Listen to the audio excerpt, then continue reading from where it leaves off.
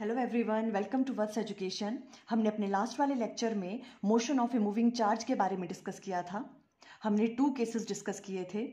First case था अगर moving charge की वेलोसिटी पैरेलल है या एंटी पैरेलल है with respect to magnetic field, तो उस पर कोई फोर्स नहीं लगती थी, तो जो उसका पाथ था वो कैसा रहता था, स्ट्रेट लाइन रहता था। सेकेंड केस हमने डिस्कस किया था अगर velocity of A charge particle perpendicular है मैग्नेटिक फील्ड के, तो वो कौन सा पाथ फॉलो करता था मैग्नेटिक फील्ड में, सर्कुलर पाथ फॉलो करता था। और उस सर्कुलर पाथ के लिए हमने टाइम पीरियड की वैल्यू फाइंड आउट की थी, रेडियस की वैल्यू फाइंड आउट की थी। अब हम थर्ड केस डिस्कस कर रहे हैं कि मान लो अगर आपके पास कोई पॉजिटिव चार्ज है, वो वेलोसिटी v से मूव कर रहा है मैग्नेटिक फील्ड में, बट जो वेलोसिटी है वो एंगल थीटा बना रही है मैग्नेटिक फील्ड के साथ, कोई आर्बिट्रेरी एंगल बना रही है थीटा, किसके साथ, मैग्नेटिक फील्ड के साथ। तो वो कौन सा पाथ फॉलो करेगा, आज हम उसके बारे में डिस्कस करेंगे। देखो, when the initial velocity makes an angle theta with B, मान लो आपके पास ये पॉजिटिव चार्ज है, ठीक है। अब देखो ये एक्स एक्सिस है, ये वाई एक्सिस है और ये जेड एक्सिस है। मान लो जो आपके पास मैग्नेटिक फील्ड है वो इस डायरेक्शन में लग रही है, एक्स एक्सिस के अलॉन्ग, क्लियर है। और जो आपके पास चार्ज पार्टिकल है वो जो उसकी वेलोसिटी है, ये इसकी वेलोसिटी है, ये चार्ज पार्टिकल है आपके पास, ये इसकी वेलोसिटी है, ये कितना एंगल बना रही है मैग्नेटिक फील्ड के साथ, थीटा एंगल, कोई भी आर्बिट्रेरी एंगल है थीटा, वो कोई भी हो सकता है, वो एंगल बना रही है। तो वो कौन सा पाथ फॉलो करेगा, देखो आपको ये फिगर अच्छे से अंडरस्टैंड करना है पहले।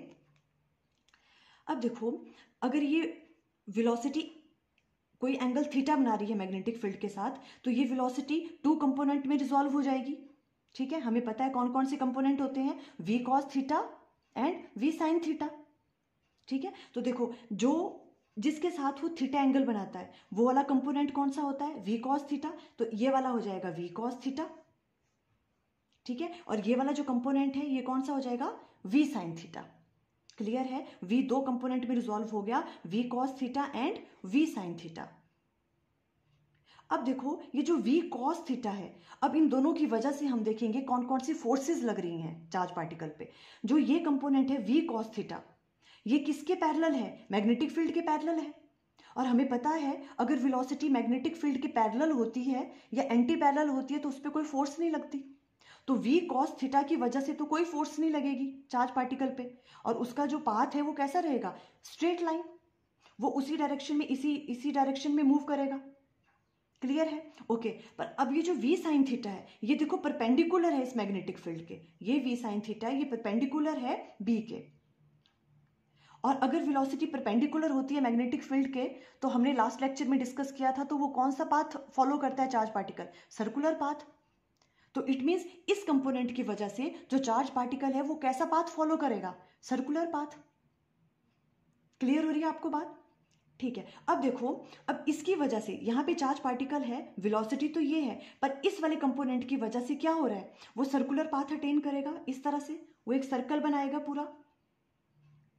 बट अब ये वाला कंपोनेंट भी है v cos थीटा, ठीक है, इसकी वजह से क्या होगा, वो जो आपके पास चार्ज पार्टिकल है वो इस डायरेक्शन में भी ड्रिफ्ट करेगा, बिकॉज ये v cos थीटा वाला कंपोनेंट भी है, ठीक है। तो वो इस वाले कंपोनेंट v परपेंडिकुलर वाला जो ये वाला जो कंपोनेंट है v sin थीटा, इसकी वजह से वो सर्कल तो कंप्लीट करेगा, पर वो किस डायरेक्शन में ड्रिफ्ट होगा, x एक्सिस की डायरेक्शन की तरफ, बिकॉज v cos थीटा इस डायरेक्शन में है, ठीक है। तो वो इस तरफ को ड्रिफ्ट होगा आगे को, तो दोनों का जो रिजल्टेंट होगा दोनों कंपोनेंट की वजह से, तो वो कौन सा पाथ फॉलो करेगा, ये हेलिकल पाथ जो है वो फॉलो करेगा, वो देखो हेलिकल पाथ, क्लियर हुआ आपको। देखो, 2 कंपोनेंट में रिजॉल्व हो जाएगा अगर आपकी जो वेलोसिटी है वो थीटा एंगल बना रही है मैग्नेटिक फील्ड के साथ, एक तो v cos थीटा और v sin theta. v cos theta parallel है मैग्नेटिक फील्ड के, तो उस पर कोई फोर्स नहीं लगेगी, उसकी वजह से जो मोशन है वो कैसा रहेगा, स्ट्रेट लाइन आगे की तरफ को, ठीक है। और v sin थीटा की वजह से वो एक सर्कुलर पाथ अटेन करेगा, ठीक है। तो सर्कुलर पाथ वो जैसे वो सर्कल कंप्लीट करेगा वैसे ही वो v cos थीटा की वजह से आगे को ड्रिफ्ट होगा और दोबारा से सर्कल कंप्लीट करेगा v sin थीटा की वजह से। इस तरह से दोनों के कंबाइंड इफेक्ट जो होगा दोनों कंपोनेंट का, उसकी वजह से जो पाथ वो फॉलो करेगा वो कौन सा करेगा, हेलिकल पाथ फॉलो करता है वो। आपको क्लियर हो गया ये सब कुछ, ठीक है। अब देखो, ये जो v ये वाला जो कंपोनेंट है वी कॉस थीटा, इसे हमने नाम दिया वी पैरेलल। क्यों? बिकॉज ये किसके पैरेलल है? मैग्नेटिक फील्ड के। और इसे हमने नाम दे दिया v perpendicular, v sine theta को, क्योंकि ये मैग्नेटिक फील्ड के क्या है? परपेंडिकुलर है। क्लियर हो गया आपको ये? ठीक है, पिक्चर क्लियर है। अब देखो ये यहाँ क्या राइट डाउन किया है, ये आप एक बार देख लें। ये आपके नोट्स बनाने के लिए इजी होगा। जब आप रिवाइज करोगे तो अगर आपने ऐसे राइट डाउन किया होगा तो आपको अंडरस्टैंड करने में इजी होगा। देखो, a uniform magnetic field B is set up along positive x axis. Positive x axis के अलोंग आपकी मैग्नेटिक फील्ड है। A particle of charge q and mass m enters the field B with velocity v inclined at angle theta with the direction of B. B के साथ कौन सा angle बना रहा है? वो थीटा। कोई चार्ज पार्टिकल जिस पे चार्ज q है और जिसका मास कितना है? m है। क्लियर है?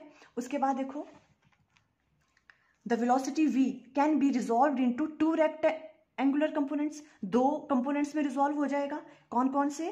v cos theta, the component v parallel along the direction of the field, that is x axis. v parallel हम उसे नाम देंगे, वो किसके बराबर होगा? v cos थीटा के।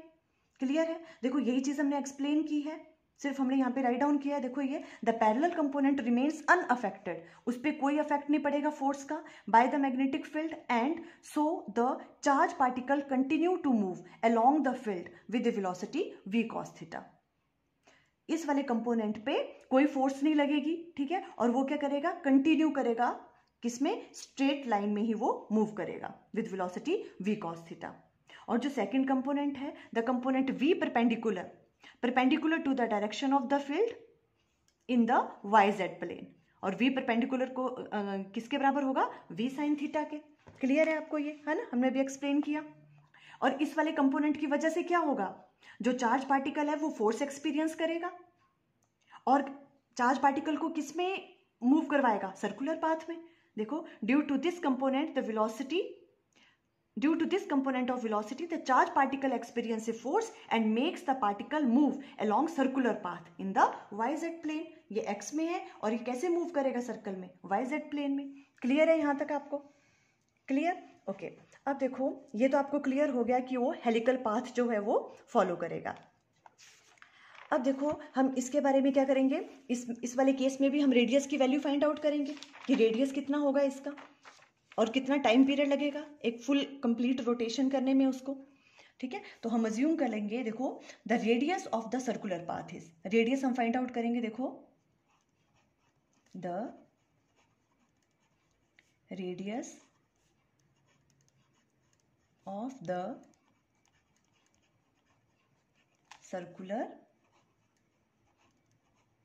Path is, radius find out करेंगे। देखो, रेडियस की वैल्यू आपने फाइंड आउट की थी हमने लास्ट वाले लेक्चर में, क्या थी? सर्कुलर पाथ के लिए r इक्वल टू किसके बराबर आता था? mv divided by qb। ठीक है, पर यहां पे v का कौन सा कंपोनेंट होगा? v perpendicular.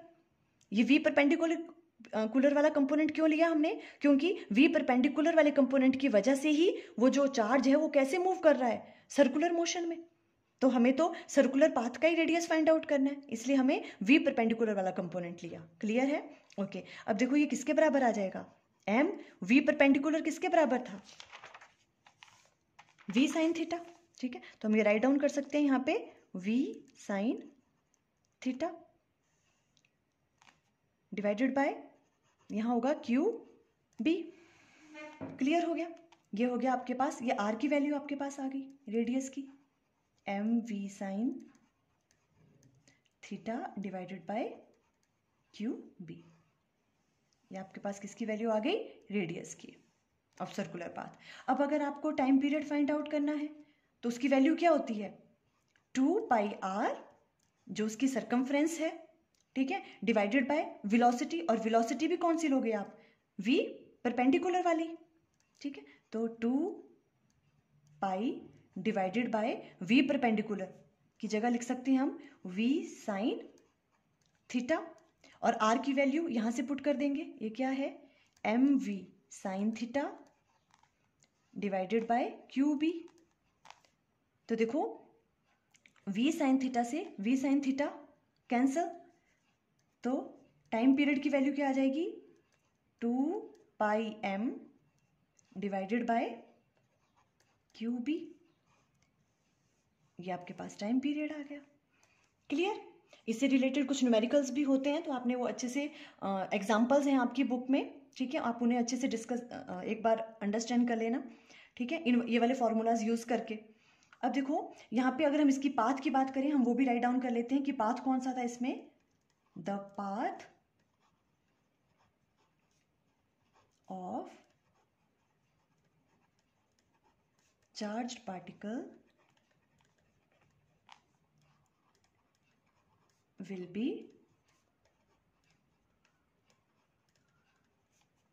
ठीक है, कौन सा पाथ फॉलो करता है वो, हेलिकल पाथ करता है, हेलिक्स करता है, ठीक है, with axis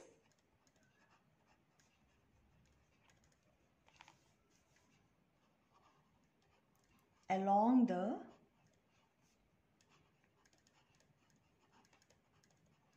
direction of B magnetic field. Helical path वो फॉलो करेगा और जो उसकी एक्सिस होंगी, ये है इसकी एक्सिस, ठीक है, एक्सिस किस तरफ होंगी उसकी, मैग्नेटिक फील्ड की डायरेक्शन की तरफ। क्लियर है आपको ये? ओके अब देखो इसमें एक छोटा सा और इंपॉर्टेंट है इसी में ही, पिच। पिच बहुत बार आपके पास एग्जाम में इससे रिलेटेड क्वेश्चन आ जाते हैं। पिच क्या होता है, देखो देखो पिच ये वाला डिस्टेंस है।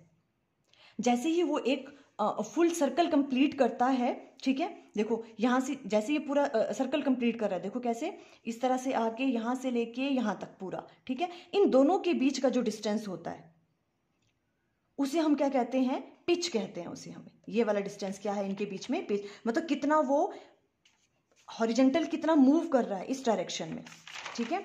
The linear distance travelled by the charge particle in the direction of magnetic field during its period of revolution is called pitch of the helical path. ठीक है, वो कितना लीनियर डिस्टेंस ट्रेवल कर रहा है, क्योंकि हमने क्या कहा था, वो सर्कल तो कंप्लीट कर रहा है पर वो आगे भी मूव कर रहा है, ठीक है, तो वो कितना, उनके बीच का डिस्टेंस कितना है दो सर्कल्स के बीच में, उसे हम कहते हैं पिच। ठीक है, इससे रिलेटेड भी न्यूमेरिकल्स काफी आते हैं एग्जाम में। तो देखो पिच किस तरह से फाइंड आउट करेंगे अब हम, पिच इक्वल टू किसके बराबर हो गया, पिच तो है, तो क्या है, पिच डिस्टेंस ही है, तो वो क्या होता है, वेलोसिटी मल्टीप्लाई बाय टाइम। पर वेलोसिटी का देखो कौन सा कंपोनेंट लेंगे अब, पैरेलल कंपोनेंट, बिकॉज इस डायरेक्शन की बात कर रहे हैं, यहाँ पे कौन सा कंपोनेंट है, वी पैरेलल, तो हमने यहाँ पे वी पैरेलल वाला कंपोनेंट लिया। ठीक है, ये आपको याद रखना है, वी पैरेलल का क्या है, वी कॉस थीटा जो कंपोनेंट है, और जो आपके पास टाइम पीरियड हमने निकाला क्या था, वो 2πm divided by q B. Clear हो गया? तो आपके पास जो पिच की वैल्यू आ गई वो क्या आ गई, देखो आपके पास 2πm v cos theta divided by q B. ये आपके पास किसकी वैल्यू आ गई, पिच की।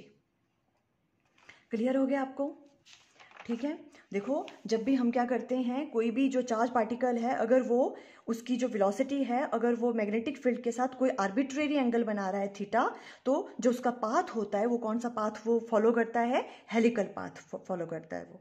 आई थिंक ये आपको क्लियर हो गया। Okay, thank you.